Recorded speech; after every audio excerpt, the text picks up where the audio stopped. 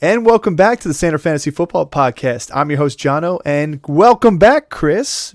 Busy week, buddy. Hell yeah. Well, we're here to talk about the full weekend slate of starts, sits, and sleepers, so let's jump into it. Here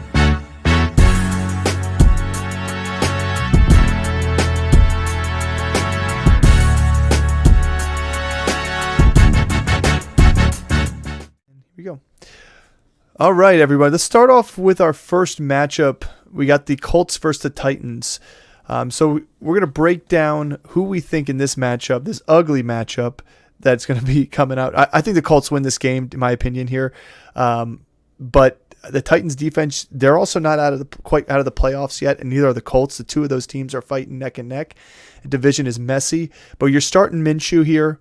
Minshew did not play the full game the last time these guys met. He came in after Anthony Richardson left the game. He did throw for 155 yards. This was kind of the breakout game, too, for downs. But he had no touchdowns on that game. So one thing to think about here is the Titans defense has been decent as of late against the passing. They haven't been the pass funnel that they used to be. And this is how Vrabel's done it in his career. Like, there's been times where they start off weak and they just get stronger as it comes to the playoff time, but you still got to like Minshew. He's going to sling it around. There's no Jonathan Taylor here, so you're firing up Zach Moss. We'll talk quick about Taylor's injury, thumb injury. They say he's going to avoid IR, so that means he should be back in within 4 weeks. They're saying within about 1 to 2 to 3 weeks that he should be back playing. But for now, Zach Moss is your RB1. I just did a short today about selling high on Zach Moss. If Zach Moss has been sitting on your bench and you've been winning games without him, and you have a need for a premier tight end, or you have a need for a top-tier receiver, or you're one of the unfortunate people who's had quarterback injuries and you're streaming quarterbacks, dangle Zach Moss to your league mates. Sell high on him now because they've got a couple weeks of an RB1, and get yourself what you need for your playoff push. I'll add this, is that if you are a contender, if you're a top 3 team, you'd be doing that. If you're a team that's like on the brink of missing the playoffs or getting into the playoffs, do not move Zach Moss. Don't move him. He is going to help you get into the playoffs. Now, you might lose something with him when Jonathan Taylor comes back, but if you remember what Zach Moss was doing prior to Jonathan Taylor's injury, like, you got to love what he's going to do in the next couple of weeks. Now, the Titans, who were really, really good against the run, have been shredded in the last couple of weeks on the ground. And so I do like Zach Moss in this game, not only as a pass catcher, but as a rusher. I do think Minshew is going to have himself a game. You got to love what Pittman did last week. I mean, he was just getting so hyper-targeted. And I don't know if that was a product of Downs just not getting involved, but the other guy is Alec Pierce. I mean, I would say he's a sleeper this week because he really stepped up last week. He was really productive in the snaps that he got. I think that it all depends on if, Pittman gets 17 targets. I think he will. I mean, they might just pepper him. Yeah. I feel like that's what Minshew's going to do because of the situation. They have a connection, and he finds himself getting open, and he's probably the one guy on that team you could throw to when he's not open and give him a shot to catch the ball, and he's going to catch it. Oh, for sure. Now, I do want to take a quick shot here at the running backs too against the Titans. In the past 3 weeks against the Bucs, the Jaguars, and the Panthers have been anything short of terrible. But they kept them under 2.5 yards per carry against the Panthers, 3.1 yards per carry against the Jags, and 2.5 against the Buccaneers. The Steelers had a 5.8 yards per carry average against them, and that was mostly Jaylen Warren, who had the 11 for 88. But Najee still was 16 for 69. And then, again, they've had a couple spotty games here and there, but they've only given up 6 rushing touchdowns on the ground, an average of 3.7 yards per carry. They have yet to give up 1,000 total yards on the season. So they're pretty stingy against the run. But let's not forget what Zach Moss was able to do Week 5 against Tennessee when he was running back 2, when he had 23 carries for 165 yards and 2 touchdowns. So throw everything out the window. I mean, I think they're going to run through Zach Moss here. I think this offense will start with Zach Moss. I do too, and the Titans, where they've been vulnerable to running backs, is in the passing game. And Rashad White, when he played them, had 53 yards and a touchdown against them. So, Yep. This is a team that gives up the big play, especially if things are breaking down. They've given up the big play to running backs. So, yeah, Zach Moss is a surefire. Like he's probably in my top 10 running backs this week. Yeah, they've given up 12 receptions for a total of 130 odd yards in the past 3 weeks and 1 touchdown to the running back position. So they definitely be giving up more in that point too. But again, it didn't stop Zach Moss and this offense from running all over Tennessee earlier in the season. Yeah. So moving on, like we said, Pittman is a start, and then we're sitting everybody else here. Even though this was a breakout game for Josh Downs, he was able to, I believe, have 90 yards in this game on 6 receptions. He had that big, giant downfield catch that ended up being, I don't remember if it was a mismatch or if it was a misread by the safety, but either way, he has been on and off the field with injuries, and they have not been that good, this Colts offense, through the air as of late. So if you're going to like a receiver, trust in Pittman here on this one.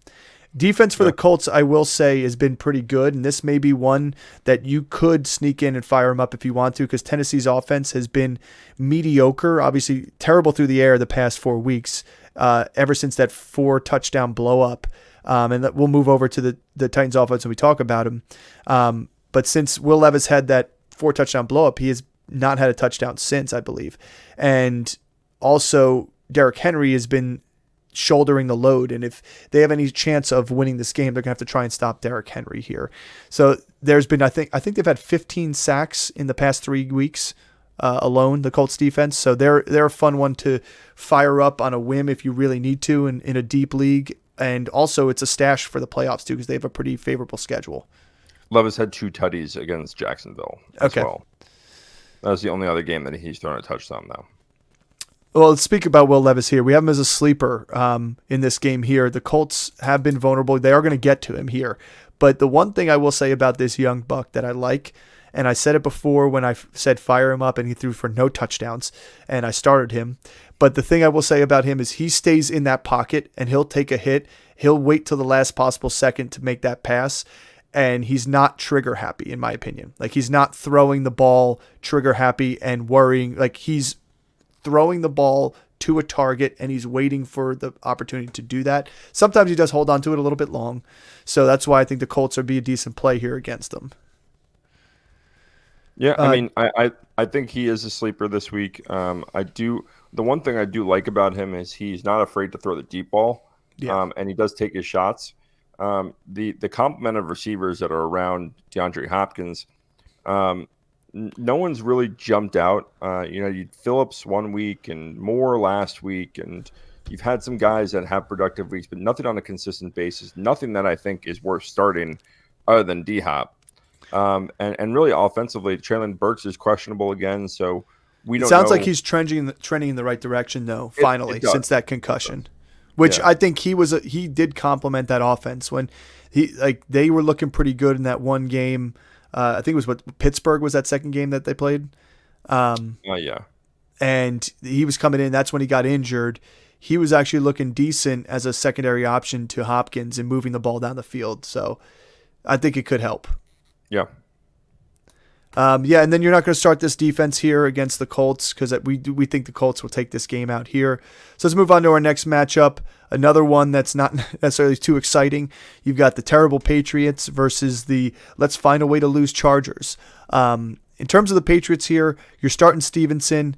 We have Mac Jones listed on here, but Zappy's probably going to be the starter. And who knows what type of carousel is going to happen mid-game there. I don't even want to even think about playing any of those guys. I would say start Demario Douglas if he was playing, but it looks like he's trending as being out with that concussion, second one of the season. But he is definitely the number one receiver there. I don't like Schuster. You could take a chance on Devontae Parker. He seemed to get heavily targeted, especially when Douglas left the game last game. So you could take a chance if you really need in a wide receiver 4 flex type position there. But we all know Devontae Parker lacks the ability to create separation, which in turn you're not really getting that open. So I'd rather just trust on Ramondre Stevenson and catches out the backfield from him. Yeah, this is going to be a miserable game. I do like this for Hunter Henry. Nice revenge game here. So I would fire him up if you're needy at tight end. If you're looking for a streaming and he's available, he's a good play this week just because of the inconsistencies at the wide receiver position for the Patriots. And we don't really know. We have a really small sample size for Bailey Zappi. What's really interesting is like they signed Malik Cunningham to a 3-year deal earlier in the season, and it looked like he was going to get some shots at starting at the quarterback position, and he did in preseason, and he looked halfway decent. At least they're able to move the ball, and he adds another element with the rushing attack. But I'm shocked at this point that they haven't really given him a go. I think we'll see him. I think we'll see him here. Maybe. If Zappi's terrible, you think they go back to Mac Jones? No, I don't think they do. I think it doesn't make any sense to. You have 2 wins under Mac Jones. Yeah.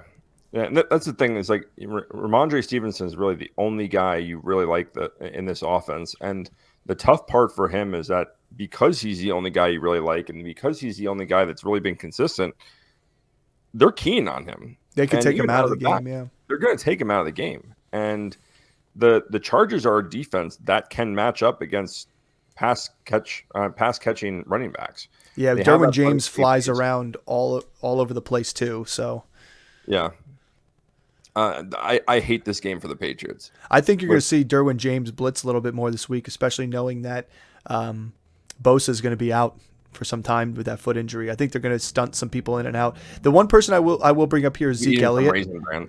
I have Zeke Elliott as a sneaky sleeper play here too, because he's been, as of late, running the ball real hard, real well. And he's getting enough touches that you could flex him and have the ability. He's gotten his chance of red zone opportunities, and the Chargers are not great against the run. Like, they have weaknesses in the run and the big plays through the air. So it's an opportunity for, if you need to, in a position where you have injuries or people on buys, throw him in your throw him in your flex position. But I mean, you're firing up Ramondre Henry, and then the Patriots defense can be sneaky here because the offense for the Chargers, unless they step it up, they could lose this game alone based on not being able to score points and turnovers. Yeah, I mean, I don't really see that happening. Just we saw what the Giants did and Tommy DeVito did last week against them. I don't see Herbert struggling in this game. This isn't the Patriots defense from the last 5 years that's been dominant. Early in the season, they look like they were. In the Bills game, they look like they were, against the Jets for sure, but they smoke the Jets anyway every year. But they, as of late, they can't stop anything. And this is what happened when Matthew Judon went down, this defense really took a turn for the worse. Well, I will say, I'll tell you this right now. Colts and Giants past 2 weeks against the Patriots have both failed to throw for over 200 yards. And one touchdown combined between the two of them. Yeah.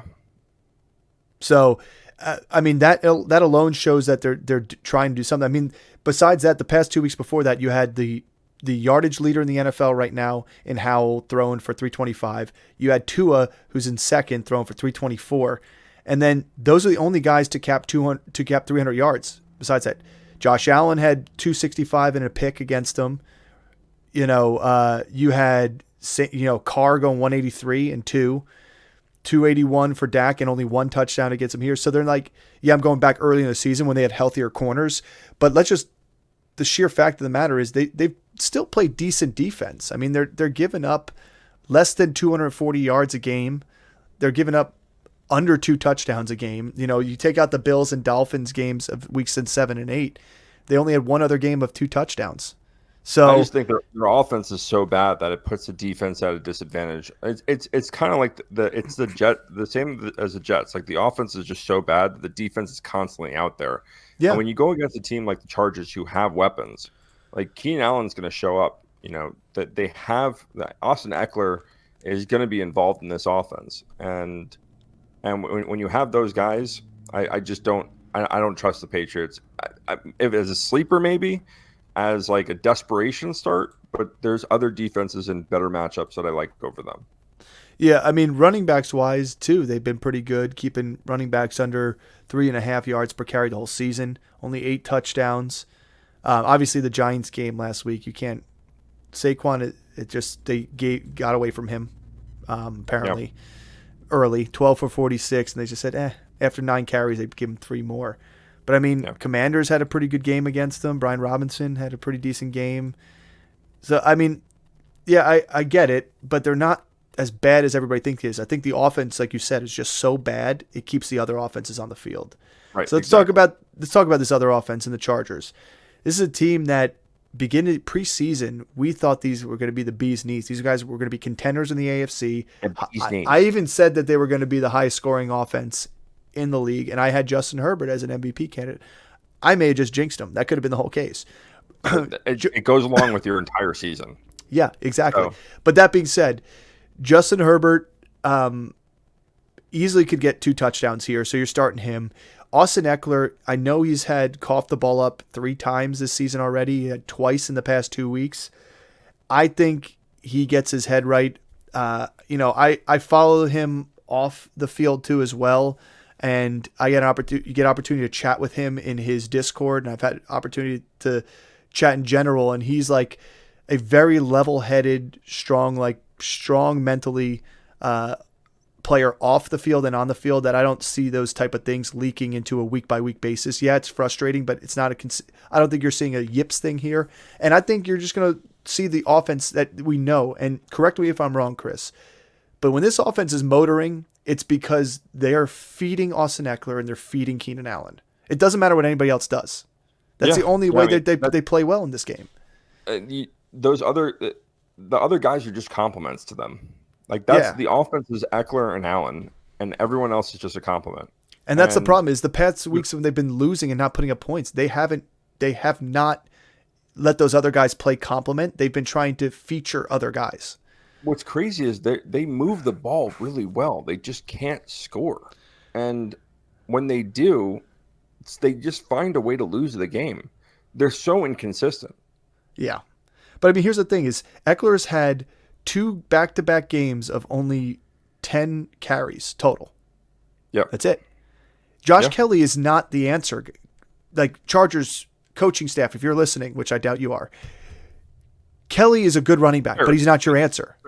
Run Eckler into the ground. This is your last year with him. We all know it is. I'd be surprised if you re-sign him. Run him into the ground. Give him the ball 15, 16 times. When he does, he's been fantastic for you. So, I don't know. It's frustrating from a fantasy owner of Austin Eckler, but it's also frustrating as a fan of football and somebody who, when I was living in San Diego, started to watch them a little bit more intently before they left for LA. And they were a fun team to watch, but they still, every year, find ways to lose football games. And sometimes it's the game plan, and sometimes it's a missed field goal at the end of the game. Either way, they still do it. But we're firing up Eckler, firing up Allen.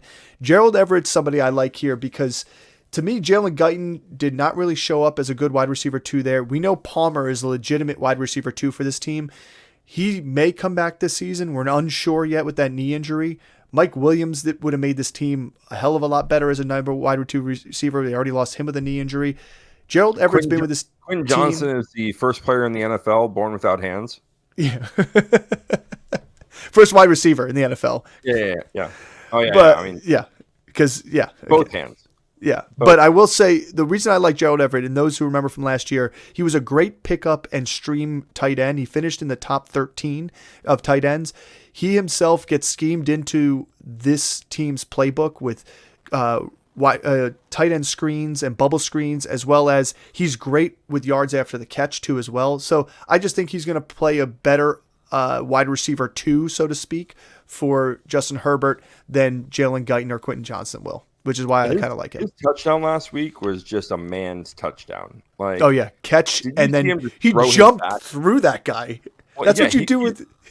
Dude, I remember doing that with my brother on my back at one point when I was a kid. Like, you just muscle a guy back. He just, literally just back squatted him. Just pushed him back into the end zone. It was great. That was a great touchdown. Yeah. Way to go, Joe Everett. And then you're starting the Chargers defense. We talked about the poor offense of the Patriots. So let's move on to Lions Saints here. That's our next big matchup. This one here is going to be tricky because week after week we Trap see game.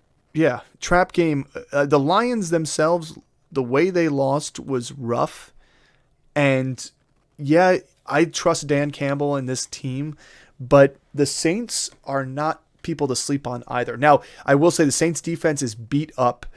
Their offense is beat up. They're not a fully functional team, which makes it a little bit more difficult for it to be a true trap game. But I agree with Chris. Like, this is a game where the Lions, if they don't show up, can lose this game. If they underestimate the Saints, could lose this game. But you're starting Goff, starting Montgomery, and Gibbs. Amon-Ra St. Brown, top 6 wide receiver in the league. Sam Laporta, you got to start. And then sleeper on this Detroit Lions defense. To me, if they end up ruling out Olave, I like this defense a little bit more. If Olave's in there and he's full go, he could run all over the place on this secondary. I'll add this too, is I like all those guys, and I know we have them all as starts. They've been great starts this entire season. Khalif Raymond is a sleeper for me this week. There you go. You heard it here. Heard it at the Standard Fantasy Football Podcast. Khalif Raymond. You're at the Standard. I like Jameson Williams. He's been getting more and more snaps and more targets, but he's still catching only ball about 3-4 times a game. But his yards, and a lot of them are schemed 3-yard outs and screens, trying to get him the ball. And which I just find weird. Why aren't you trying to take the top off the defense with what he does best? I mean, that's what he did at Alabama best too. Yeah. I don't know. They have the rest of the offense to set that up, but that's the thing with those kind of guys is they're not going to run a lot of routes, right? Yeah. So you got to kind of scheme him into the game, and then if he comes into the game and he's only running 5-6 routes a game, and he's just going to run the ball deep, they're trying to set that up, and I think at some point we're going to see that big play happen to him. I think it could be his game. I mean, he's back. He's up to 63 and 65 back-to-back games snap percentage. So he's over the 50% mark. Yeah. So, and then Detroit Lions defense is a sleeper. And because we'll talk about the other side here and why we think they're a sleeper. Because like I just said, if Olave's out, we like him a little bit more. If he's in, he's still quite a sleeper. Saints, you're starting Carr. The guy's been able to throw for 300 yards pretty well. And this is what I said before. I said this preseason too, which is why I said stay away from Carr. He could throw for a ton of yards. He could throw for 4,000 yards, but the guy's not going to throw for over 25 touchdowns in a season. And he has the opportunity to throw interceptions too. It just hurts you as a fantasy quarterback. Great quarterback in an NFL, leading a team, but especially with Taysom Hill sniping away some passing touchdowns this season, I just don't like him. But you're starting him here for the sheer purpose of you've got so many teams on bye with good quarterbacks that we got to play some people here. Alvin Kamara could catch 20 balls out the backfield this week. He's going to. We're playing Olave. Minimum 12. Yeah, if he's minimum 3, Pete. If Olave is playing, you're firing him up. Michael Thomas, he's out on IR. Rashid Shaheed is out. And I know there's some others like A.T. Perry and a couple other guys out there. I just don't like it. This is one of those ones where Derek Carr is going to find the target he likes and funnel passes his way. So if Olave's in, it's that way. If Olave is out, fire up Juwan Johnson. I think he's a great complement with Taysom Hill and a good receiving tight end. I feel like both those guys will be worth a start. But you are starting Taysom Hill here. Yeah, start Taysom Hill. And you're sitting the Saints defense. I know they've been good during the season here, but they're beat up. And they're playing the Lions. Yeah, that too. Coming off a loss. Let's move on to the Jets Falcons. Can we not? Well, we have to. I'm sorry. I know. The people need to know. Yeah, it's the same. It's the same thing every week with the Jets. All right. You're starting Garrett Wilson. Well, let's talk about before we talk about the Jets. Give me your take as a Jets fan on this Aaron Rodgers thing. All right. So here's as a Jets fan, do I want to see him come back and play? Kind of. It depends. I think this is the week where this is make or break. If they lose this week, I don't think Rodgers is coming back and playing. If they win this week and they're still in the hunt and there's still a shot, yeah, I think he's going to continue to practice and try to come back and play. He's coming back next season to the Jets, which is the reason that if they're not in the playoffs, I don't want to see him re-injure that Achilles. And then be out next year as well. Yeah. So I want him to come back fully healthy next year, with a healthy rest of the team.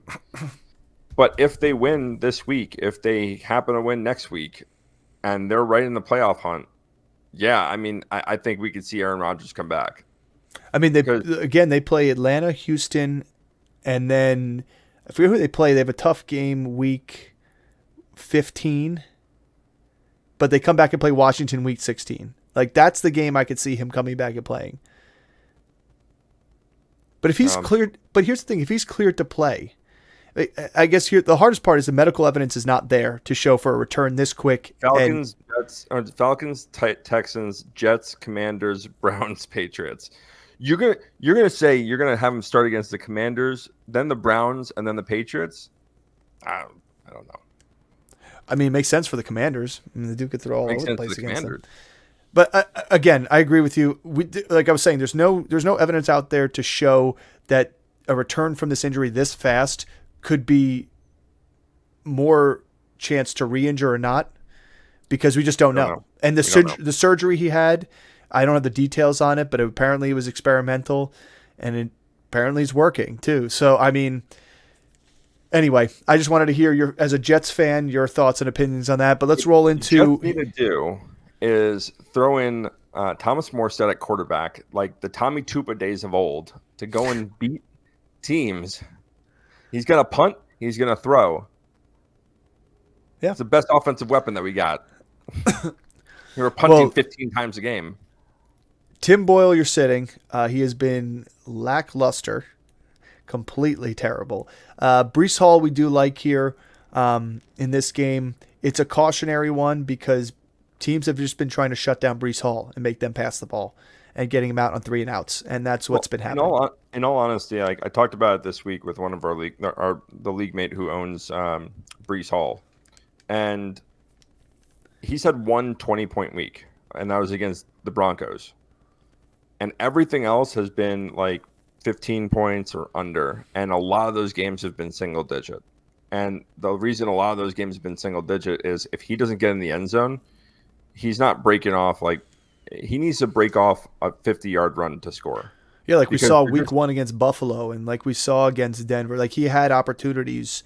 He had a couple of breakoffs this year, but they've been stunted ever since this team has been gone downhill and moving the ball. Yeah. I don't think we played with the same offensive line back-to-back weeks this entire season. Well, Dalvin Cook's a sit because if you're cautionary with Breece Hall, why even start Dalvin Cook? Garrett Wilson's a start. The guy's still going to be fed by Tim Boyle. If he has any head on his shoulders, he's going to just continue to throw the ball to Garrett Wilson. He's the only person that's catching balls. Yeah, Al Lazard, Tyler Conklin. I do like Conklin. I mean, Conklin's been a good complement as a check down opportunity when Wilson's not open, but not enough to start over who's out there right now. I obviously would start Everett over him this week in terms of if you're streaming tight ends. But You're going to start the Jets defense against this Falcons offense because Desmond Ridder is not that great. He came back and he led this team to victory. He's had a couple like good showings, but he's not that great. Drake London, I don't think he's that good of a receiver. Either he doesn't have the quarterback with him, or he's like a poor man's Michael Pittman. Like he's not playing up to that level. We all know Kyle Pitts has not lived up to the hype that he was when he got drafted. We don't want to start Matt Collins because we haven't started him all season here. It's on the wrong team. And Bijan's the only startable guy here. Algier himself has had a great season, and when he gets the ball, he does decent here and there, but they're phasing him out of the red zone opportunities, which takes away all his value. So Bijan it is, and it could be a tough game for Bijan this game too. I think Bijan's going to get his, but the linebackers for the Jets are fast. They can cover well. Quincy Williams, they're going to have two, just like the Ravens, they're going to have 2 Pro Bowl linebackers on that team with C.J. Mosley and Quincy Williams. And Quincy Williams has earned it. He's been playing fantastic football and watching the speed of this defense. This defense has been the lifeblood of the Jets the entire season. It's the only reason they have a 1% chance of making the playoffs. Right, and they played really, really well against good teams. I expect them to do the same against the Falcons, who are not a good team. I got a Not a question bad for team. you They're not a good team. before we move on from this Jets Falcons matchup. One last question about the Jets. If you are the Jets, why didn't you go out and get a veteran? Did you? I mean, you thought Quarterback? that, yeah, you thought Wilson was going to be the thing, but like, didn't Ye- I don't know. I mean, listen, they did with Trevor Siemian. They haven't played him. Um, but what veteran? So you already signed. You have a ton of money in the quarterback position with Aaron Rodgers and Zach Wilson being a number 2 overall pick. So you have a ton of Yeah, money at that quarterback position. Are you going to sign a veteran? I mean, who are you I going to mean, sign? you could have Flacco? re-signed Flacco back, but I mean, Why? I get it though. I get it. I'm just saying, like at the end of the I mean, day, the plan. Who knew that 3 plays into the first game of the season, you're going to go back to the your backup quarterback for the rest of the season? yeah. Well, that's what I'm saying. It's like that was in their plans, obviously, to go with Wilson for the rest of the season. Obviously, Right. it's not anymore, but I mean, like at some And point, and listen, like I know there's so much hate on Zach Wilson, but like you have to, like people and football fans and Jets fans, you have to understand like this offensive line is bad. it is. It's bad. And And Wilson actually did a lot better this season than he did last year in terms of keeping the ball in Jets possession and not handing the ball to the defenses. They just couldn't move the ball. They just couldn't complete passes and move the ball downfield. yeah, yeah. But let's keep moving ourselves on to the next matchup. Let's go Steelers Cardinals here. Get me off that. Kenny Pickett is a sneaky start here this week. He's been playing good football as of late. The touchdowns just aren't there. And if he's going to get them, it's going to be this week here against the Cardinals, who have been one of the worst against the quarterbacks, especially giving up touchdown passes. We have Najee as a sit. I actually like Najee this week here. I think him and Warren both get their share, and they both probably get in the end zone here. There's a chance he doesn't, and there's a chance he doesn't break off any big runs. It just depends on the ebb and flow on who's getting the touch at that point. I just really like Warren. I think the last like 3-4 weeks he's been playing really, really good football. He's been super explosive. I know Najee was the guy last week. Najee had a really good game.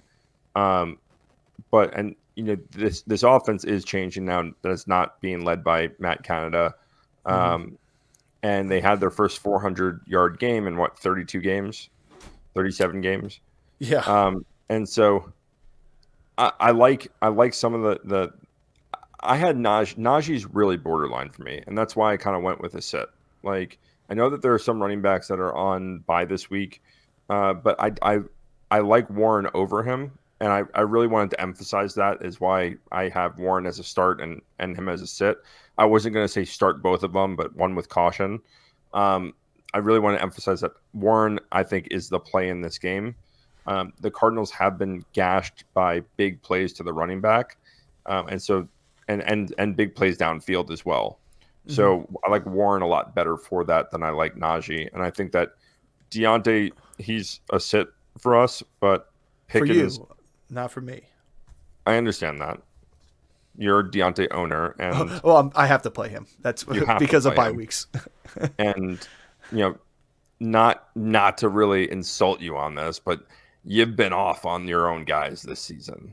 So Well, no, my guys have been off this season. yes, but yeah, they have. But knowing that he's one of your guys, I would stay away from him. That's one of the reasons I also sat him. It's because I know you're going to start him. Well, if it and makes you feel better, I would have started Demario Douglas over him this week. Yeah, well, exactly. But I would put him as a start. I like him better than Pickens because the targets are there. He gets open, and that's the biggest difference. Like Pickens is still having trouble getting open, and I know he's a downfield threat and he's a one play and take it to the house type guy, which is great. But we haven't seen that since week 3. So to me, Deontay Johnson is the guy that's going to get fed. That's why I like him as a start. I actually like Pickens as a sleeper because I feel like a big play's coming. I feel like if this team is going to try and win a ball game in fashion, it's going to be at the hands of George Pickens scoring a touchdown and a big play, not because they just edged the team out and kicked the field goal last second. You know what I mean? Yep. And Freiermuth too. Ever since Freiermuth's come back too, they've been able to move that offense a little bit more. As you could see, even if he doesn't have a big output on the week, he plays a role on this offense and allows Kenny Pickett 120 yards last week. I mean, I think he's going to be a big piece of this offense going forward, and I think he's going to be a focal point. And that's another reason that I don't like Deontay as much. As you saw the targets go to Freiermuth last week. And then the big play is still going to be Pickens, and the red zone is now going to be split between Pickens and Freiermuth. So where does that leave Deontay? I know Deontay had a touchdown note that they didn't rule a touchdown last week. But that was the difference between, an okay game and, almost a goose egg of what he did. So it wasn't like it was the difference between him blowing up and him having a good game. This is what we've been saying for the last 2 seasons, is he's so reliant on the touchdown, and he hasn't gotten any. He's had 1 touchdown in 2 years. Yeah. Well, I mean, the reason why here's the thing about Deontay that I do like, and that should have been a touchdown too. I don't know why they didn't at least challenge it. I guess Tomlin said that it was a quick thing. They had to move quick, and they didn't. Because you get a good look upstairs. Tomlin knew that you were starting him, and just for everyone out there, Jono's team didn't score a single touchdown last year or Zero. last week. Not even my bench. Touchdowns. Not in my quarterback. Nobody. That's a record. It's hard to do. 0 touchdowns. But here's the thing about Deontay Johnson I like. He had 23 targets between Jacksonville and Tennessee games. Green Bay was a tough game for this offense.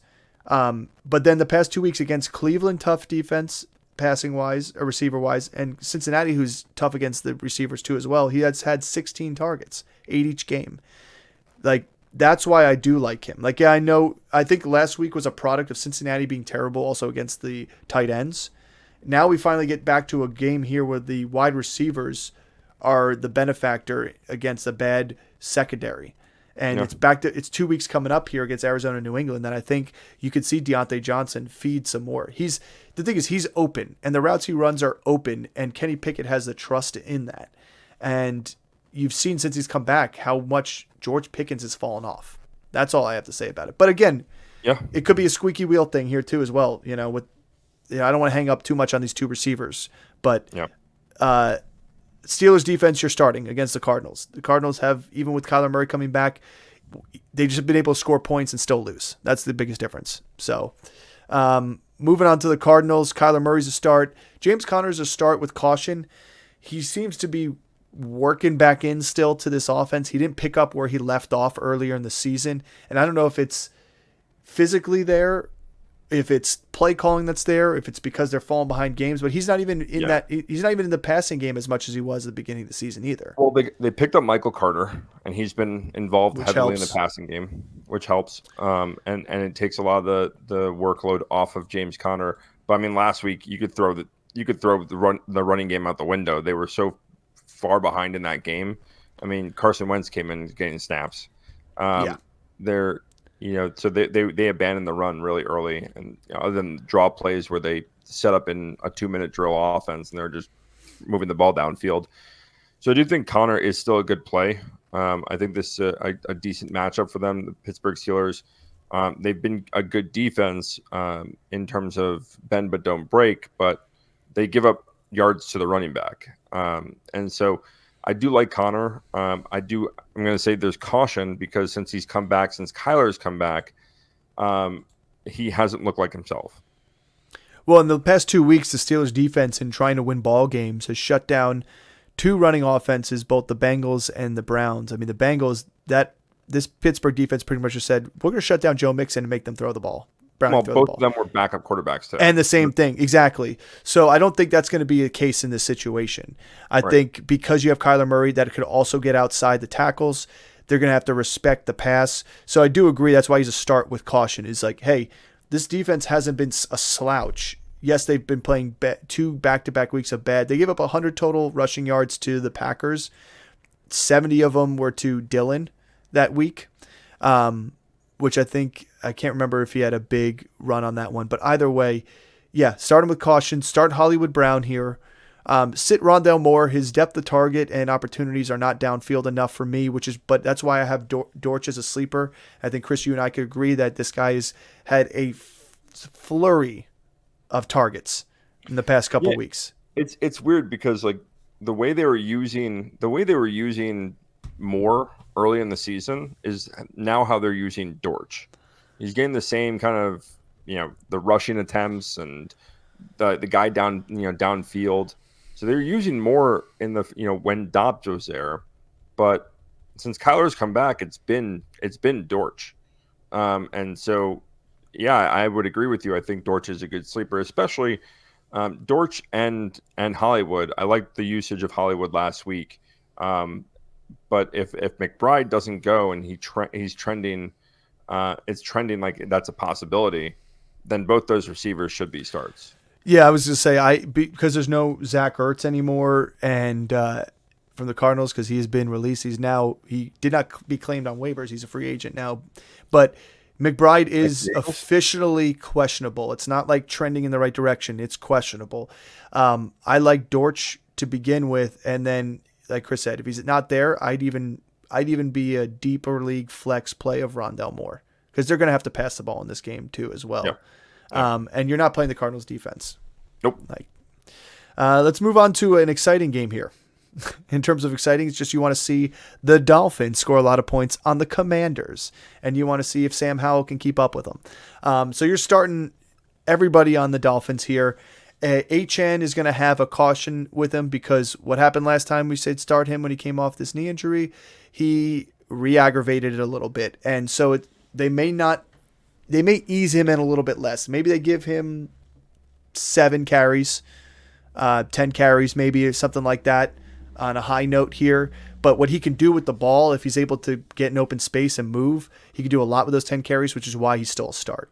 You're starting both these wide receivers. You've seen Waddle pick up the pace as of late too as well. If this team is going to win games, especially in the playoffs, they're going to need both these guys going because they can't afford one of those guys to be shut down they could afford Waddle to be shut down and Tyreek Hill is just fine. But you shut down Tyreek Hill, if they're not prepared elsewhere, this team is going to struggle in the playoffs. So Tyreek Hill might be able to get to 2,000 yards in this game. This game alone. Yeah, this game alone. You're starting the Dolphins defense. I know they have a couple injuries on their defense in this last game, but they've been pretty darn good in the secondary. I'll tell you what, Jalen Ramsey is still good. Like I thought he was kind of falling off, but that guy is still pretty darn good. He's in a good system too. I mean, there's a lot of good defensive players on that team that really complement him well. He's not the centerpiece. I mean, you have Xavier Howard on the other side. Yeah, no, he's been playing good since he came off that injury. So light them all up here green for Christmas. Happy holidays, everybody. And let's go over to the Commanders here. It's not so red as you would expect because Sam Howell is the leader in the NFL for passing yardage. He has the most dropbacks per game for quarterbacks. So when the Commanders are playing, he's throwing the football. So that's why he's comfortable enough for you to start him here because the opportunities are always going to be there. Brian Robinson Jr. I like because the defensive line injuries that they did have. And so it gives them an opportunity, but they've been the Dolphins have been good against the rush as of late. And I'll throw up some stats here in a second. But Brian Robinson Jr., if they can keep in this game, they can keep the ball away from the Dolphins by running down the clock and getting more time of possession if they can.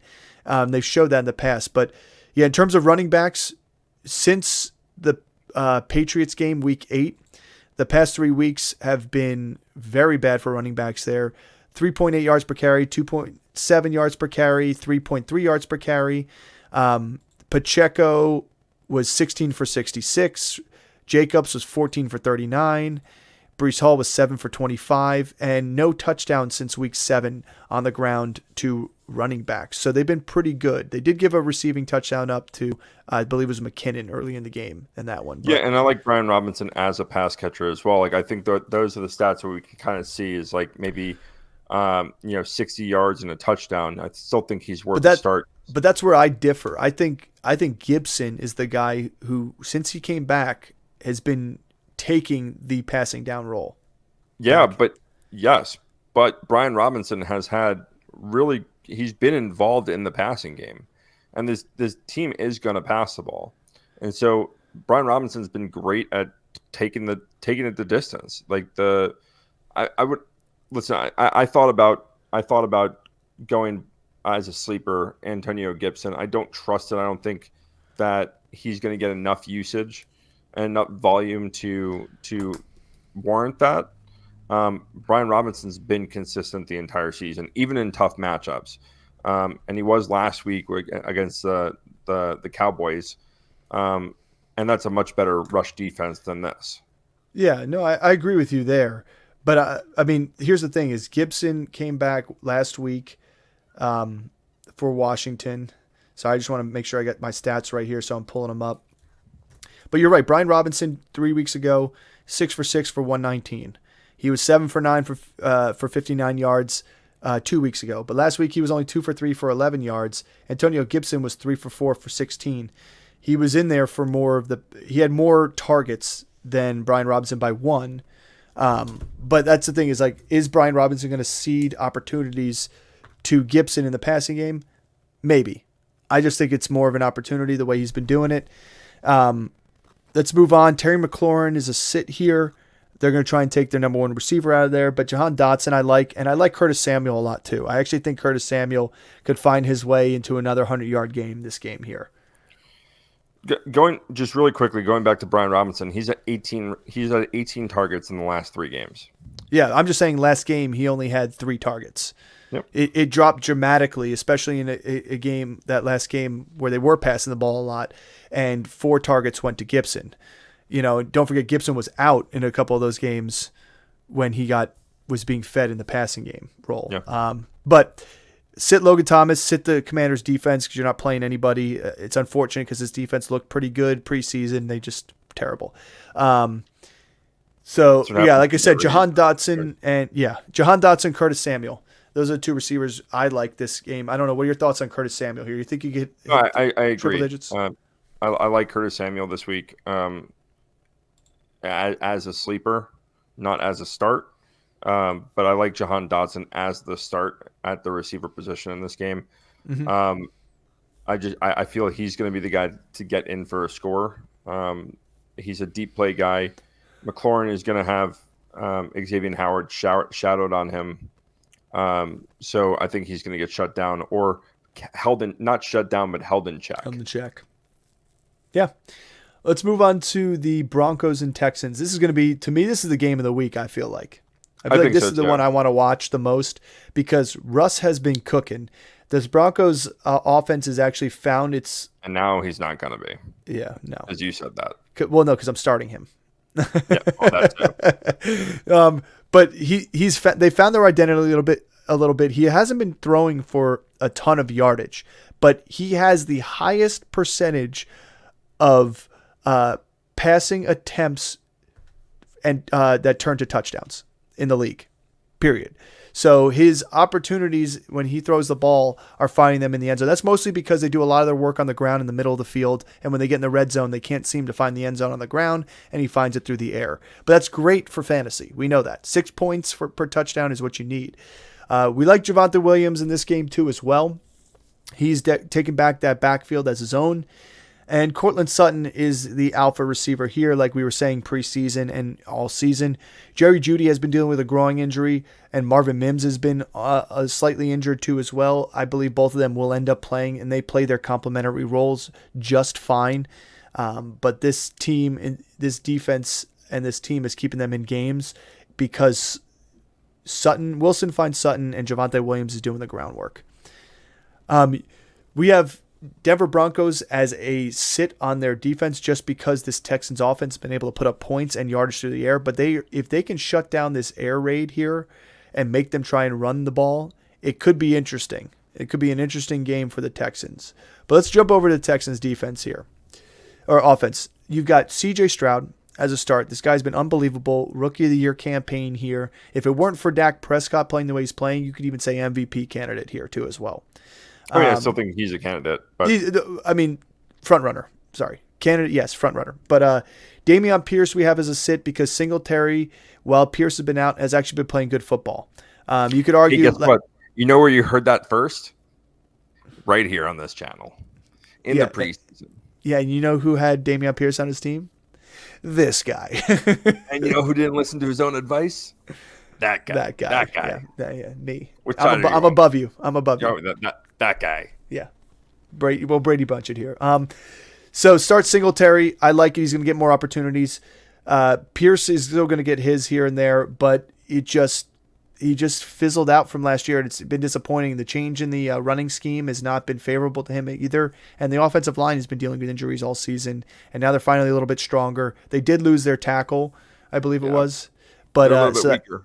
They're a little weaker here. So, but you like Nico Collins. Tank Dell is a go if he goes. He's officially questionable this week too as well. He's going to go. He practiced the last 2 days. But Dalton Schultz is most likely not going to play. And so don't fire up any of the tight ends here. Although you could say I can't remember Jordan? he's somebody who I think could be worth a streamer opportunity here. Because the Broncos and Texans are two of the worst teams against tight ends, period. Yeah. So it's an opportunity here for that to happen. So if you want to fire him up, if you're a Schultz owner and you don't have anybody on the waiver wire you feel confident in, just take the backup, throw him in there. I'm sure they'll scheme him in just fine. Be like me and just don't do anything and just leave Kincaid in your starting lineup. Okay, rub it in that you had a bye. We're not starting the Houston defense here. Anything else you want to add about Houston before we move on? Nope. No, I think that this is going to be the shootout game. This is going to be the one we want to watch. You have a really hot team with the Denver Broncos against an offense that has been churning this season and finding ways to put up points, and explosive ways to put up points. Nico Collins and Tank Dell have been just vastly undervalued this entire season, including in the preseason where Nico Collins was going undrafted. Same with Tank Dell, and so. Again, you heard it here first. We were on them very, very early on. Yeah. I'll give you credit where credit's due. Buccaneers, Panthers. Baker Mayfield's a go here. I have a cautionary next to him. I know you didn't put it on there, but I have caution with Baker Mayfield. This Panthers defense in terms of being against a quarterback have been pretty good.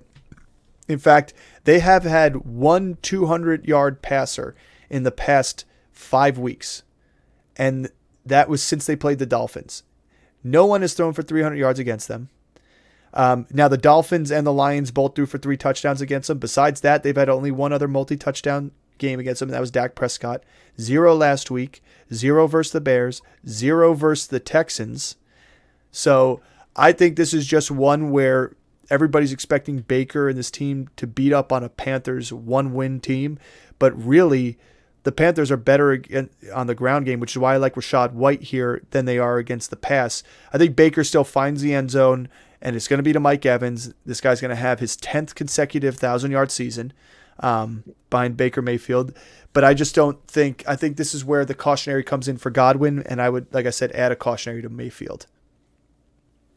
I can vibe with that. In terms of tight end wise, K-Dot is a sleeper. This team has been pretty much on par with giving up about 5 catches and 50 yards to the tight end position. And they'll give up a touchdown here and there. So that's why he's a streamable option here. Yeah. I mean, I like him as a more streamable option than Jordan with the Texans, or I mean, I like him over Gerald Everett as well. I think if he's available, K. Dotton is probably my top streamable option this week for tight ends. I don't know. I love Jordan over top of these guys, even though I know he's going to back up Schultz. Like I would be obviously we're starting Schultz if Schultz was healthy. Yeah. But the thing is, like, the Broncos gave up 7 for 61 and a touchdown, 8 for 102 and a touchdown, 5 for 51 and a touchdown, 8 for 83. Like that's the past 4 weeks. You had one bad week for the Packers tight ends, 5 for 32, and then you had 11 for 38 out of the Chiefs, 10 for 111 against the Bears, 7 for 81 against the Jets. Like they just are so bad against the tight end because they take away the receivers. So that's why I like Jordan as a streamable option. I like him a little better than Otten. That's all. I'll put that out there. Okay. And then you're not playing this defense. Nope. I think this defense, this is a trap game for the Bucs, and I think the Panthers come out swinging. It's an injured Bucs defense. I know people are going to play them, and they're one of the top-ranked defenses to pick up and stream this week and play. I think it's going to be one of these ones where you play them, and they're going to disappoint you in your fantasy lineup. So It's hard. I mean, if we'll switch over to the Panthers, so because I'll talk about them for Yeah. a second. They've just been so up and down. Like there are moments where Bryce Young and this offense looks good, but for the vast majority of the season, they've looked mediocre to bad. Yeah. And Thielen has been slumping hard.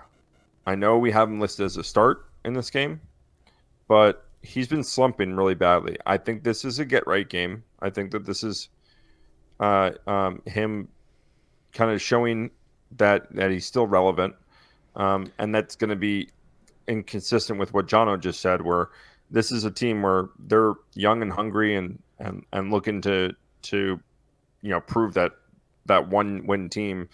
They're trying to screw the Bears over from having multiple top 5 picks.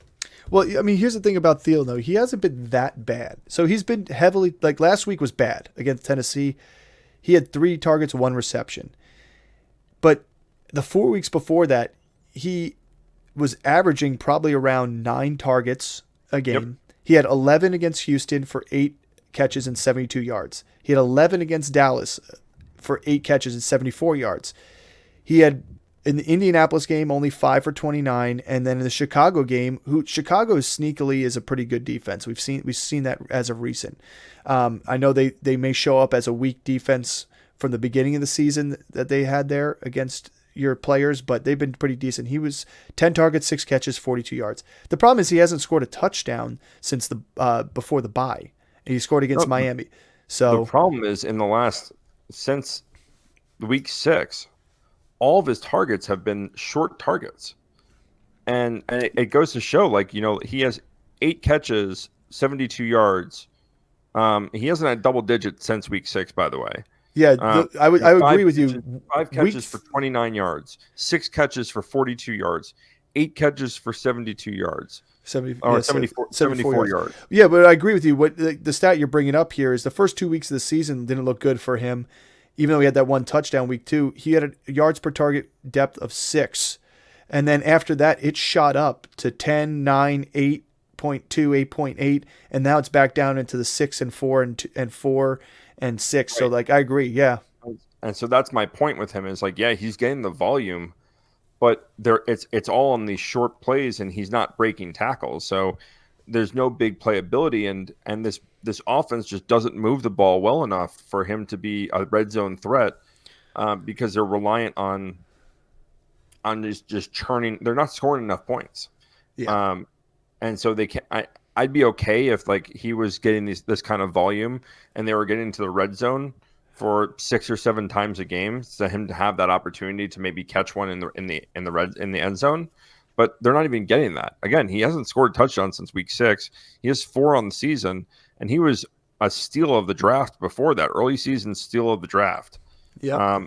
But he's returned to kind of what everyone thought he was going to be coming into the season, which is this 30-plus-year-old receiver, veteran going to a team and just kind of being that the workhorse volume got kind of third down kind of guy that's just going to catch the ball and move the sticks, and that's it.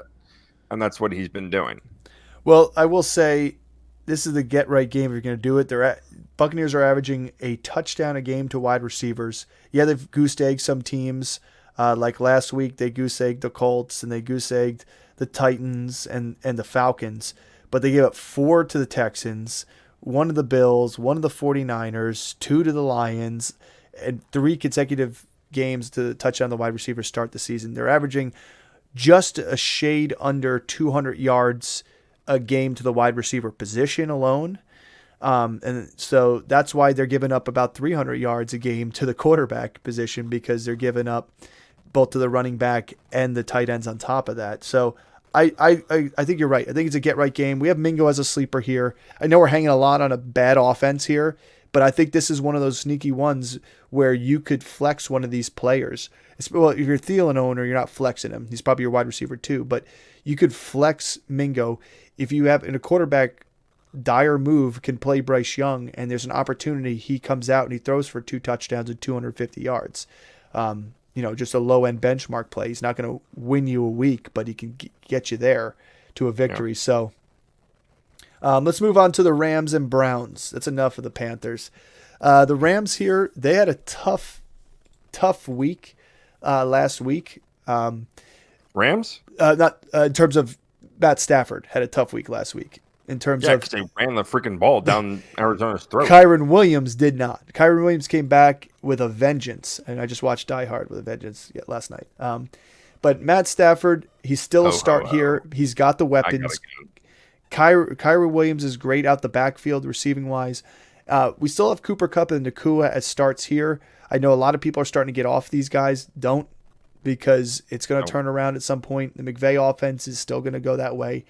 I liked Tutu Atwell a little bit this past week as a waiver wire pickup opportunity because Cooper Kupp just didn't look right to me.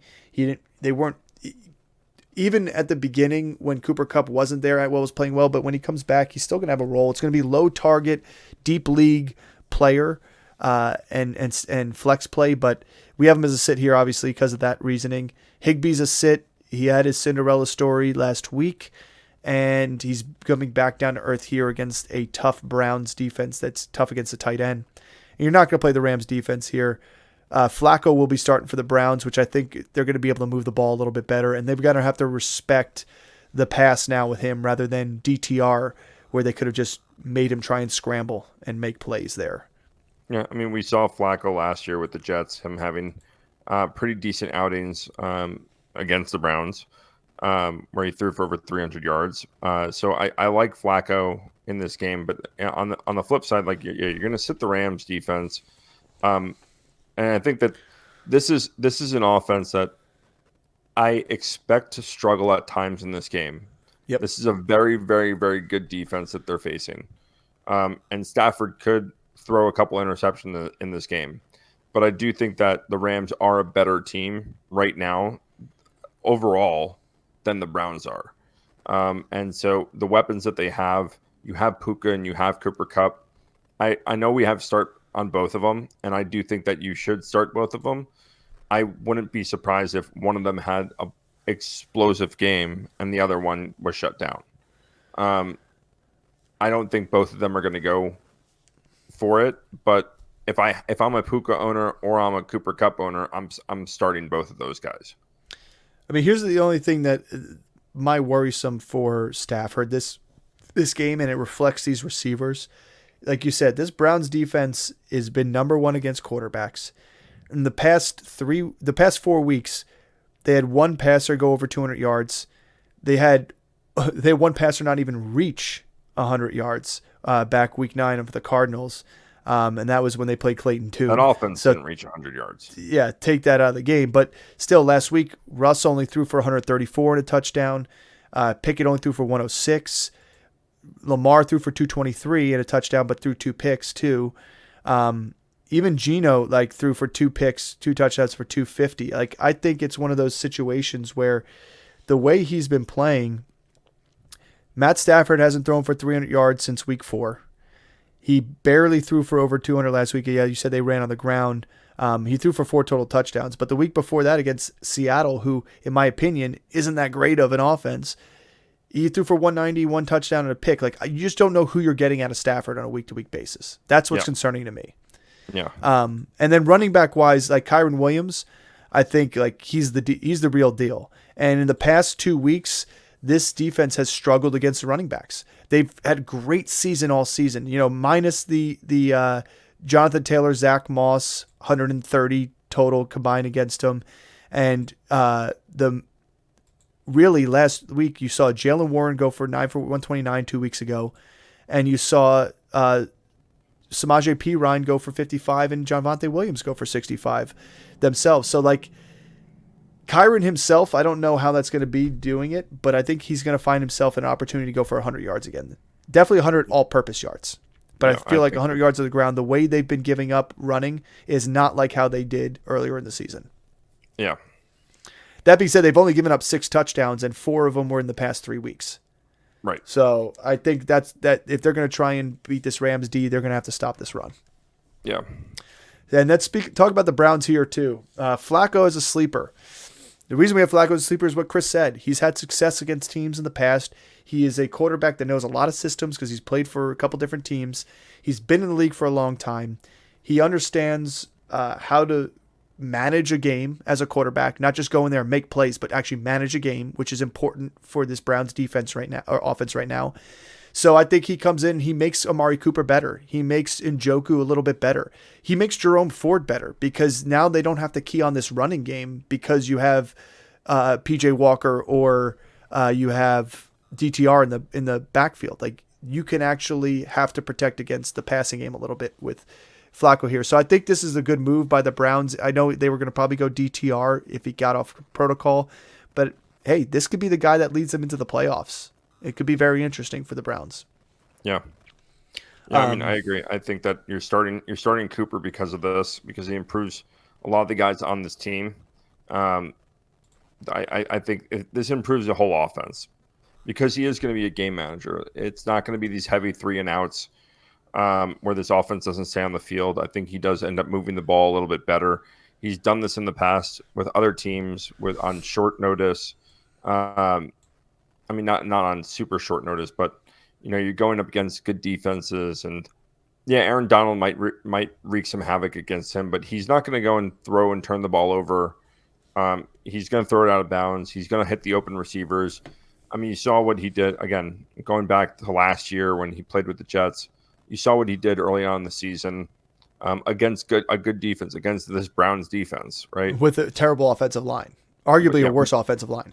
Right. So I like Flacco in this game as a deep sleeper, and I do like the other weapons in this offense because of that. Because I think he just makes this offense better. Like in the last couple of weeks, it's been hard to sit there and say, yeah, start Amari Cooper, start these other weapons. But this week, have some confidence that Amari Cooper is going to get his.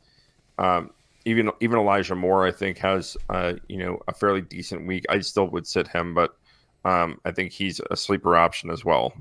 I think Njoku, I know he's had some drop issues in the past couple of games, or people are harping on that. But I think part of that too is that quarterback connection, and like I just don't think he's had accurate passers throwing to him when Watson's not in there. But if you look at it, he's had 9 targets, 8 targets, 6 targets, 9, 15, and 9. So he's had 6, 7, and 6 receptions. How many of those were off target? How many they were on target? I know he dropped one in the end zone he should have caught this past week. He's like him. Bad drops though. He's had some bad drops, yeah, and he's had some other ones where he's made some fantastic catches. Like, he's been polar opposite. Yeah. But I like him because he's a good safety relief valve for Joe Flacco to dump into and check down to instead of going downfield passing here too as well. And they love to scheme him. So Njoku, to me, it would be. I know he's not quite a streamer because he is technically, in terms of fantasy and standard scoring, he's tight end number 10 on sleeper leagues. So, but I still see him as a streamer opportunity because like we've talked about those bunch of tight ends there. He's my top streamer opportunity this week. Yeah. Just because quarterbacks love tight ends and running backs out the backfield when they're coming into a game like this. Yeah. Let's move on to the Eagles 49ers. This is the other quote unquote game of the week. It's the game of the week as we know it. We got Eagles. Do you feel fine? I don't feel fine after trying that. Yeah, I didn't think so. Clip it. Clip it. We're starting Jalen Hurts here. Oh, you know what? Before we jump into this matchup, don't forget to like and subscribe. Hit that notification button so you do get all our drops here, all our shorts. It also allows you to jump in here, drop a comment. Let us know your start and sit questions. Let us know your trade questions. Let us know your lineup decisions. We'll be there to help you hold your hand through and get you to the right place to win your championships. Yeah, and comment on the fantastic mustache that Jono has grown out. All right. Oh, it is actually good, but it's going to be gone shortly. It's going to be gone. I have Christmas photos of the family. 1st, so it'll be back in March. Okay. All right. And then, yeah, it'll be back in March. And maybe let's cross our fingers for the Philadelphia Flyers to make the playoffs, because then I'll grow a playoff beard out. So they won't. All right, Eagles, we're starting Jalen Hurts. We're starting DeAndre Swift. The Niners have been weak against the run at times here and there. The Niners defense is not a stonewall type defense. They're not going to stop people from scoring points. They're just going to beat you in scoring points. which is why they still could create turnovers. They still could make plays. They've had some injuries, especially losing Hafunga to that knee injury. I think that was devastating a little bit there. But Hurts, Swift start, A.J. Brown start, Devonta Smith start. Goddard is still questionable. I was like, I wonder if I don't think he's going to play. I don't think he's going to play. Gainwell, he's still going to sieve some carries away from DeAndre Swift, but not enough to make him start worthy. And then the Eagles defense, they just give up too much in the air. Like, it's not worth it. Against Brock Purdy, who's been playing lights out this season too, and those weapons, I just don't trust this defense to not give up points. You'll end up what happened Thursday night with the Cowboys. In great defense, take away points, they score points themselves, but they gave up too many points, and you end up getting a couple points from them on your starting lineup, and it ruins your week. Let's talk about the 49ers here. What are your thoughts here? Who do you like the most? I like Ayuk the most, but I like this whole receiving game. John and I talked about this right before we started recording. Do we really like all three? Do we like Kittle? Do we like Debo? Do we like Ayuk? Do we like CMC? Yeah, you're going to start all of them. And they've all shown that they can, be productive in the same week. And so if I were to say downgrade the one player in this offense, it would probably be Debo. And I've been pretty consistent with that all year. I think Ayuk against this defense, especially that likes to give up the deep ball, he's the deep ball guy. I think Kittle is just such a matchup nightmare, and Brock Purdy loves targeting him. And the same thing with McCaffrey. Like, McCaffrey, I think, is going to have a bigger receiving game than he is going to have a rushing game. This is a really good rushing defense, and they don't give up a lot of the big plays. I know McCaffrey's different, but he's not. He's a shifty runner, not a hard runner. And I'm not downgrading him at all. And he's the best running back in football. But this is a big, big, big defensive line.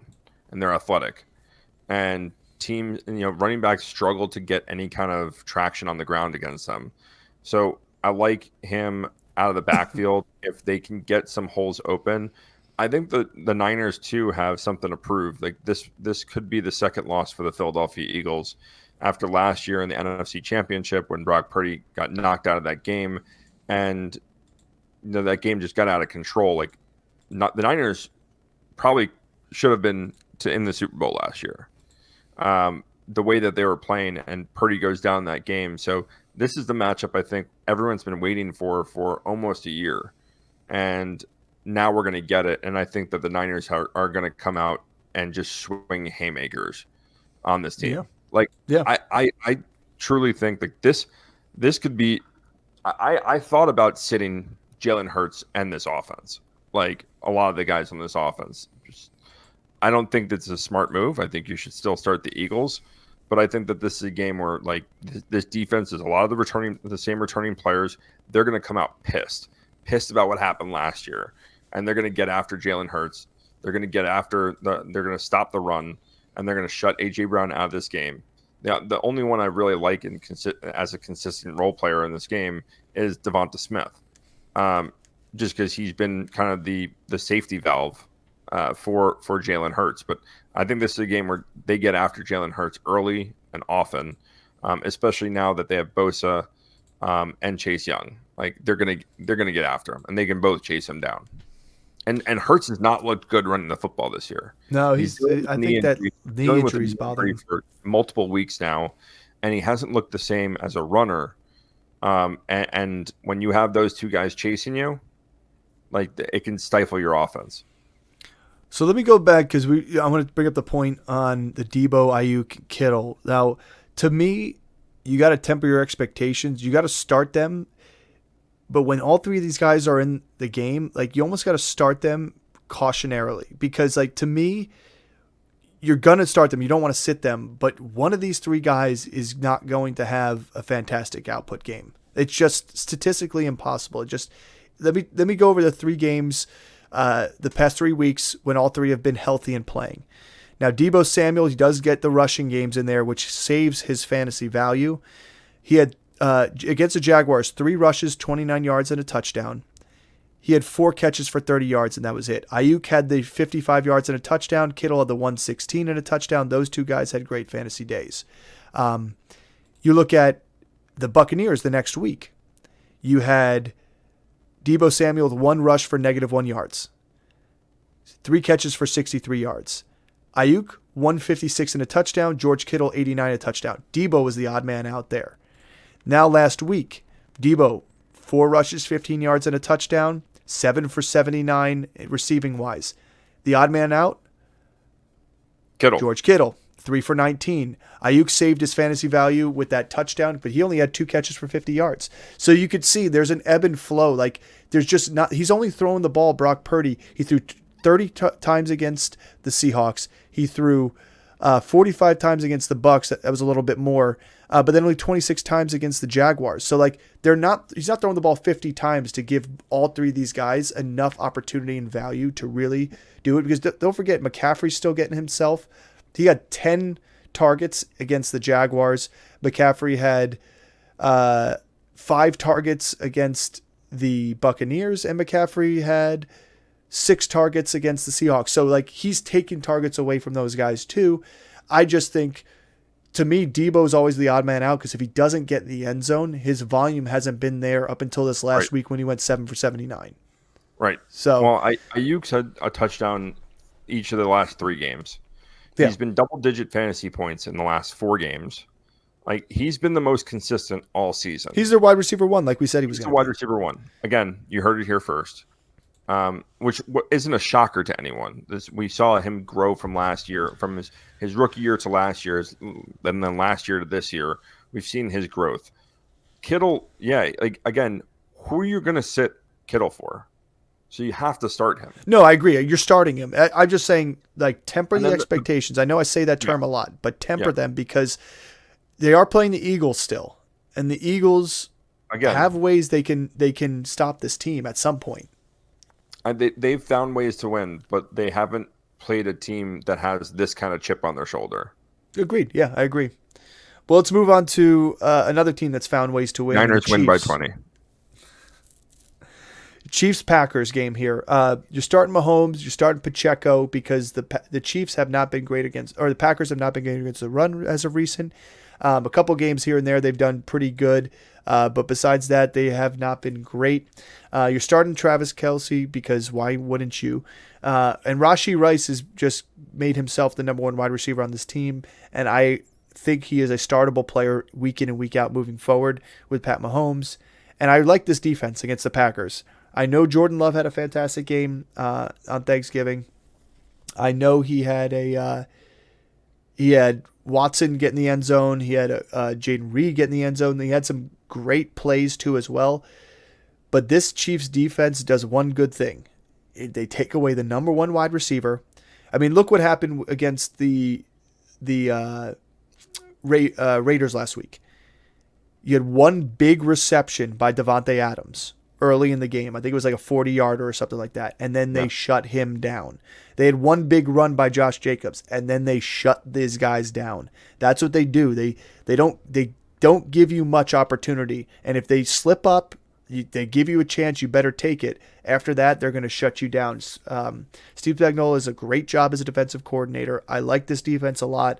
I'm glad I picked them up weeks ago and stashed them for, well, who knows if I even make the playoffs, but saving me from the Sacco Bowl that we have. So I like them here. I know the Packers defense has been good too as well. So that's one thing to say about. That's why no other receivers we really like here. And even Rashee Rice, if he gets Alexander shadowing him at all, that could be a little bit interesting. It could be a big Travis Kelce day.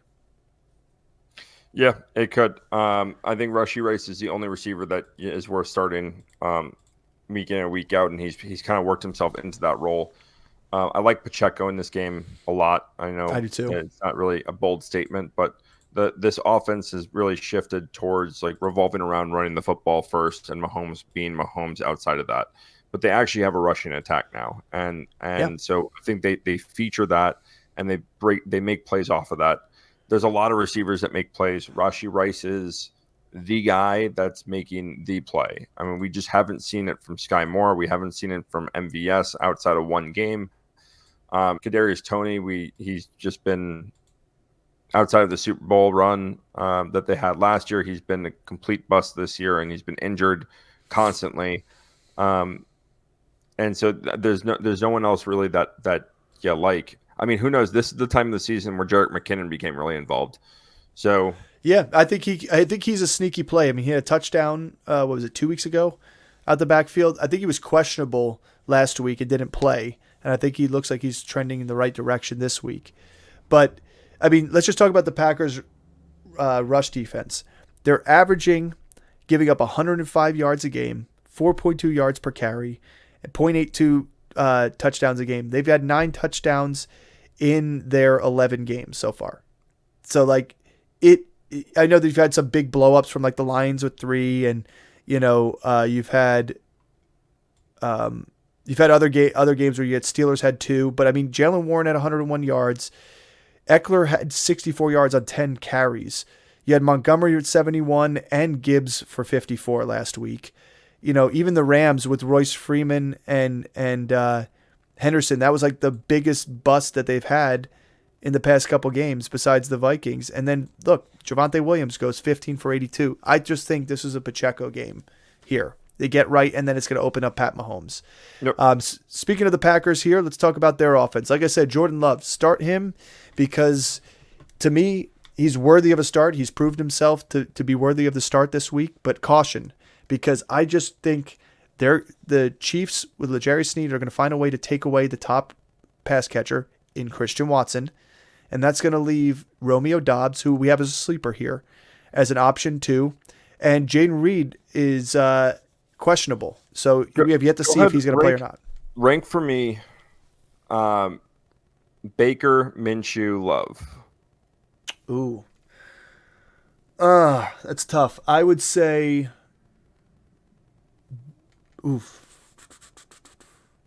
I'd probably put Minshew at the top. I'd go Minshew, Love, Baker. Okay. And that's just because the opportunity for Minshew, I think, has a better opportunity here. Yeah, I would also have Minshew at the top. Well, yeah, I mean, this is not a great matchup for Love. And I know he's played well, but he's been fairly inconsistent. The one thing I do like about Love is that he does have some rushing upside. His rushing ability, he's getting at least a decent floor with that. These are the games, like, and you can kind of go through this whole season. When he throws 3 touchdowns, he has these amazing fantasy weeks. But there's been so many weeks where he's had like 1 or fewer touchdowns, 1 or no touchdowns. And again, with Aaron Jones, I don't suspect that to happen because Aaron Jones has been ruled out already. Mm-hmm. A.J. Dillon is going to be the running back. They're not going to get a big play off of that. He just hasn't shown the big play ability.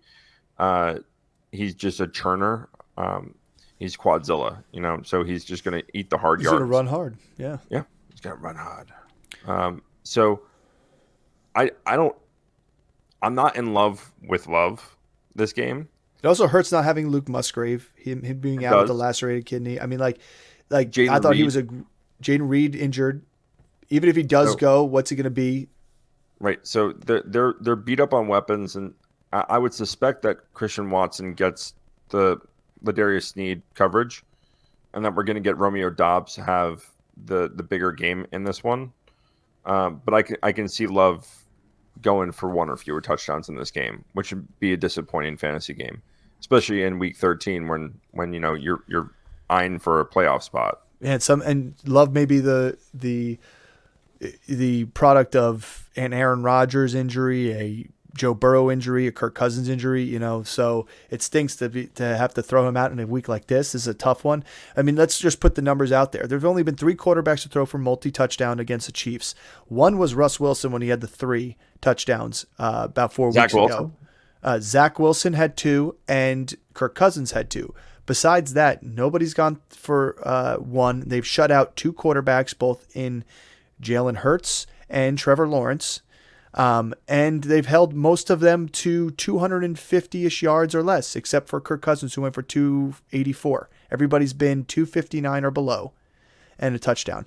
And they have 6 interceptions on the season, 2 against Herbert, 2 against Wilson the first week, not Zach Wilson, but Russ Wilson, 1 against the Bears and 1 in Fields, and then 1 against Hurts. So they do a very good job of pressuring the quarterback and getting to the quarterback and making him make some bad plays. And these guys are a good defense. And honestly, at the end of the day, I do agree with the Romeo Doubs pick. If you want, go ahead, fire the over.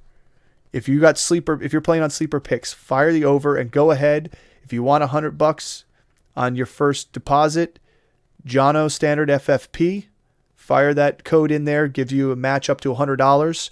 But fire the over. I think it's like 34.5 yards or 35.5 yards for Romeo Doubs. That's his yard mark. Fire the over there because they're going to have to play ball this game, and I think Doubs is going to be the recipient of the yardage this week. Hit the over. All right, let's move on to the next couple games here. Last game. Oh, it's the last game. Sorry, that was our Sunday night game. Let's talk about our Monday. Night. Yeah, let's talk about our primetime Monday night game. Bengals Jaguars. I'd be more excited about this if Burrow was still playing. Yep. But that's unfortunate, so he's not. I actually would put a caution next to Joe Mixon as well here, but I think Chase and Mixon are the only 2 starts you could make here. They're the only startable players here. T. Higgins even came out and said today, too, that his health is the most important thing right now. It makes me think that they're still not ready to throw him in there to the game. The thing about Mixon is he could still get you points out the backfield, and they've been trying to scheme passes to him. They've been trying to do screen passes, and Browning's been checking down to him when he can. So that's a benefit. Jamar Chase, the other benefit for him, he's the only guy that Browning's really targeting, besides a little bit of Tyler Boyd here and there. So you could fire them up against the Jaguars because the Jaguars are the worst against the passing defense. Against running backs, they've been pretty good, and that's the tough part for Joe Mixon. In fact, when I pull up the stats for the Jaguars against running backs, they have a 3.5 yards per carry average, and they've only given up 2 total touchdowns this season to running backs on the ground. They've given up 1 through the air to McCaffrey. So I don't love starting Joe Mixon in our league. On my team, I wouldn't love starting him if I were you either, but I get why you may have to. And to me, he's a flex play, low in RB2 this week. Yeah, I would agree. And this is with T. Higgins. Like I'm not seeing him rush back. Like this team is really good, but they're done. They're 5-6 right now. They're gonna go downhill. This offense just is not good enough, and even Chase. I mean, like he's been productive, but like there's been at least 3 plays where they were just freak plays that they ricocheted and he gets the ball, right? Yeah. The wall, the ice is going to break, and Browning is not that good of a quarterback. He might get comfortable back there, and he has the weapons to do it. But this is going to be his third NFL game, second start. How much do we really love him against a playoff, a contender? Yep. In the Jacksonville Jaguars? I agree. And the Bengals are playing in a tough division right now, where that one's up for grabs the way the Steelers are playing, and with Browns not having a true starting quarterback too, and the Ravens being who they are, I think it's just like there's too much for them to try and come back from losing Joe Burrow. So let's talk about the team that is going to be a contender in the playoffs, hopefully this season, and that's going to be the Jaguars. You're starting Lawrence, you're starting ETN. To me, you have Evan Ingram as a sit here. I have him as a start. I know he has been touchdownless all season. They tried to get him one last week. I think they're going to try again this week, and we know the Bengals are not great against the tight ends. But you're starting Ridley. He's playing fantastic football as of late. They started to click again there. And Christian Kirk is just one of the best slot receivers in the game. He's a great complement to any wide receiver one. And when I bring up the tight ends here against the Bengals, so I can read out some stats for you. Steelers against the Bengals had 12 receptions for 141 total yards. We obviously saw 121 of those go to Freiermuth. 3 for 36 the week before, but then it was 4 for 71, 10 for 81, 9 for 149. You could see the trend. They don't give up a ton of touchdowns, but still, that if they're the reason I had Evan Ingram as a sit, like, because I get the matchup play is really good here. The reason I have him as a sit is because like he's been getting a crap ton of targets and just hasn't done anything with them. And this is a trend of like 6 weeks. So what's going to break? Either the bad defense against that position, or the guy that's just really not converting on the attempts that he's getting, especially when you have Calvin Ridley and Christian Kirk and ETN. And I would say Dearness Johnson is a sneaky play here. I think what it's going to be is it's going to be the fact that they're going to try and get him, Peterson and Lawrence are going to try and get him a touchdown. I think that's what it's going to be. Like that's all they've talked about it for the past 2 weeks already. Last week we saw them try and get him one. I think he had one. It was called back. But I think it's going to happen here. So like to me, if I'm a betting man, I'm firing the over on the touchdowns that he scores this game, and an anytime touchdown, because they could even get him out the backfield on an end around. Like I like him as an anytime touchdown guy this week. Whether that means he has like 30 yards or 80 yards, I don't know. Like there's a lot of mouths to feed here for sure, and the matchup's nice. Way, you would start him. But that's what I'm saying. I think he's going to score. That's why I have him as a start. I'm not looking for the yardage from him here. I mean, it's kind of the same philosophy as David Njoku is the volume's there, but if you're doing nothing with it, like how many weeks in a row can you just start a guy like that? Well, I will say David Njoku leads all tight ends in the NFL with yards after catch or yards after contact. Okay, but again, what is that result? What is that going? What's the production? Just again, he's not getting the touchdown. So like that's what you're talking about. Evan Ingram, same thing. Like these are tight ends that are not hitting the end zone. And if you're not getting 100-something yards, like your Kittles and your Andrews were, and your Kelsey and stuff like that, it's tough to like. There's going to be other tight ends that are going to play better than them that scored the touchdown, right, on a week-to-week basis. But I think Evan Ingram scores here. Right. I agree with you, but that's why I have him as a start in my mind. And then you're starting this Jacksonville defense against the Bengals. It's just a tough offense. You hope they put something together to make this game interesting, but it could be a rough Monday night for them. Yeah. Well, that's it for our Week 13. Starting to say we're getting close to the end of the fantasy season, people here. After this week, we'll have, for those who play championships on Week 17, which is most of us, if anybody does Week 18, get with the program. You shouldn't be. But Week 17, that looks like we've got 4 weeks left. And we have maybe 1 week left of playoffs or till playoffs, or like our league, we have a wild card match that's next week, and other leagues start their playoffs next week too as well. So this is a big Week 13 here. Feel free, drop a comment. Let us know what you need. See what you need to get through this week. Advice to get past the last big bye week of the season too. So as always, thanks for tuning in. We'll see you next time.